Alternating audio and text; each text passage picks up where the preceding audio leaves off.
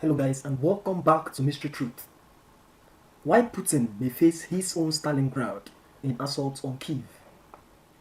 War is hell and no armed struggle was ever more hellish than the fight for the Russian city of Stalingrad in the winter of 1942-1943.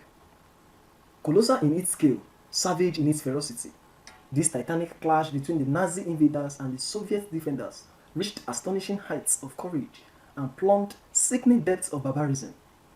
One Russian soldier, Soren Mirzoyan, later recalled his determination in lethal close combat with the German enemy. I was like a beast. I wanted only one thing, to kill. How it looks when you squeeze a tomato and juice comes out. Well, it looked like that when I stabbed them. Blood was everywhere. Every step in Stalingrad meant death. Death was in our pockets. Death was walking with us. Stalingrad was probably the most important land battle of the Second World War, paving the way for the Allies' triumph and the downfall of Hitler's regime. Its pivotal significance helps to explain its epic cruelty. Both sides knew its outcome could change the course of history. In the unceasing violence that lasted for months, around 2 million combatants and civilians lost their lives and much of the city was reduced to rubble. Today, almost 80 years since the battle began, an unmistakable echo of Stalingrad can be found in the ordeal of Ukraine's capital city, Kyiv, as brutal war engulfs the country. Once again, the destiny of a conflict in Europe could be decided by the capacity of the homeland's forces to prevail in intensive urban warfare, and the city's population to endure almost unimaginable levels of privation. Ilya Ponomarenko, the brave defense correspondent of the English-language Kyiv Independent, recently filed this vivid report from the front line of the siege. As I write these lines in Kyiv, my window panes are shaking to the booms of air defense guns intercepting Russian aircraft. He went on to describe Kyiv as a ghost city, a mix of London during the Blitz and something from futuristic post-apocalyptic fiction, where the streets are full of roadblocks and incoming artillery rounds breaking the silence in the night are not a surprise anymore. A similar atmosphere under German barrages at the start of the Battle of Stalingrad was recalled by survivor Boris Serafimovich. The central district where I lived was the first to be destroyed. It was one of the most horrible days.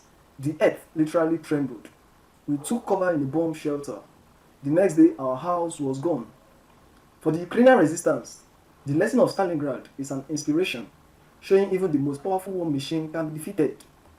That view was explicitly set out last weekend by Ukraine's youngest MP, Sviatoslav Yurash, who declared of Kyiv, it is a massive town of millions, and if the Russians try to come in, they will have a massive fight on their hands. This will be their Stalingrad if they want to make it so. Nobody is going to surrender.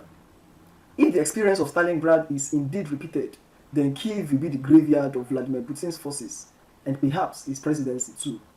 It could be wrong, however, to stretch the analogy too far, since there are crucial differences between the two battles.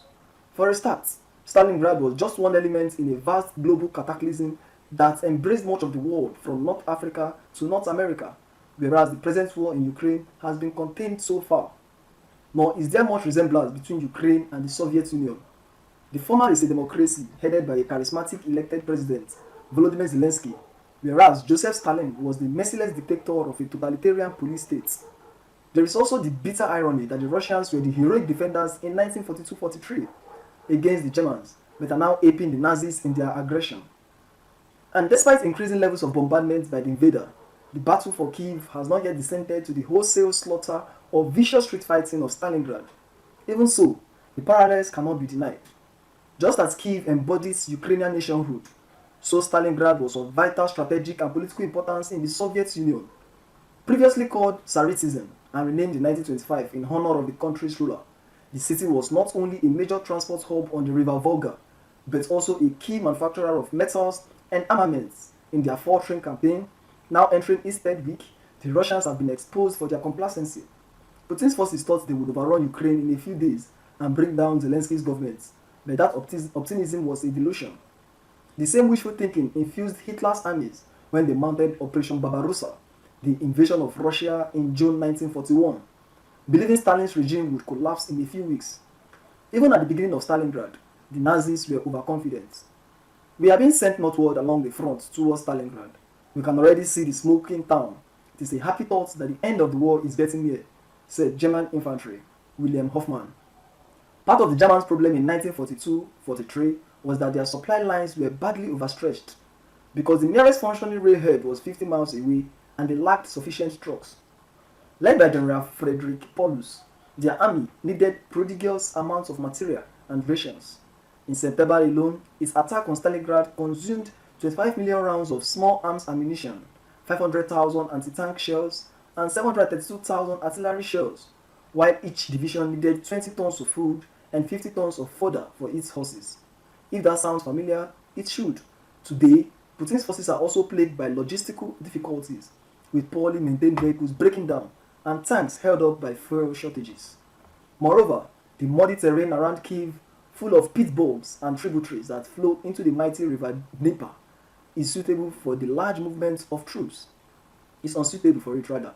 Russian columns forced to stick to major roads make good targets for Ukraine's later Turkish-made Berikata TB2 drones. Like the Nazis in 1942, the Russians have been surprised by the strength of resistance to their invasion. Hitler was lured into a false sense of security about the Soviet Union's military inadequacy by the Russo-Finnish War in the winter of 1939-1940, when the Red Army performed miserably against Finland's guerrilla warfare. But on their own territory in Stalingrad, the Soviets fought to the last man, woman, and child, galvanized by Stalin's Directive No. 227, which warned his people that they must be not one step backwards. The same defiant spirit can be found in Kyiv today, reflected in the checkpoints, roadblocks, sandbags, and hedgehog, anti-tank obstacles, many created by the city's artisan metal workers using old rail tracks that predominate on the streets. People show incredible solidarity, he writes. Ponomarenko, who points out that 100,000 of his fellow citizens have joined the Territorial Defense Force, the Ukrainian Home Guard-style organization. Women were in the front line of the Stalingrad defenses, especially the anti-aircraft and anti-tank batteries, 25,000 of them having undergone military training, and the same is true in Kyiv. Today, with women taking up arms and manufacturing petrol bombs.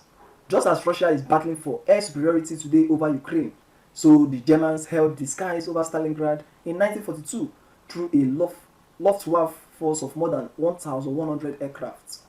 But air power did not translate into victory because the decisive fighting was on the streets, contesting every building, operating in small units of between 5 and 10 soldiers from well-protected strong points, and bolstered by reinforcements from across the river Volga. The Russians put up a fierce defense. One brilliant sniper, Vasily Zaitsev, was responsible for no fewer than 225 kills. The Russians' heroism was encapsulated in the extraordinary rearguard action led by Yakov Pavlov, whose platoon captured a 4-story building from the German army and held it for the next 2 months. Pavlov and his men installed machine guns at every window, placed an anti-tank gun on the roof, surrounded the property with barbed wire and landmines, and smashed holes in the walls to create interior walkways. Amid such bravery, the horrors endured by Stalingrad civilians were appalling, as shells rained down and food ran out. Valentina Savileva, who was 5 years old at the time of the battle, remembered having to eat clay from the banks of the Volga to survive. Such drastic measures did not help her brother, who died of hunger and cold. Many families lived in improvised bunkers, but this could be dangerous, as Valentina's own neighbors discovered when they were asphyxiated by a deadly airstrike. I will never forget the moments when the bodies were dug out, she recalled. There was a girl a little older than me. She had clumps of hair in her hands that she had torn out in desperation as she choked to death. Nazi ruthlessness was not enough to overwhelm the defenders. Even when the Germans occupied the majority of Stalingrad, they were never secure in the face of the Soviet Union's guerrilla tactics, which they dubbed Rattenkrieg or rat warfare. A major Soviet counter-offensive in late November led to the encirclement of Polish troops, who now found themselves under siege. They fought on, but as their supplies ran out, the end was inevitable. Alexander Werth, a war correspondent embedded with the advancing Soviets, described the scene in one burnt-out German stronghold that fell. Skeletons of horses littered the ground, while in a yard, a German soldier squatted over a filthy cesspool, his face a mixture of suffering and idiot-like incomprehension.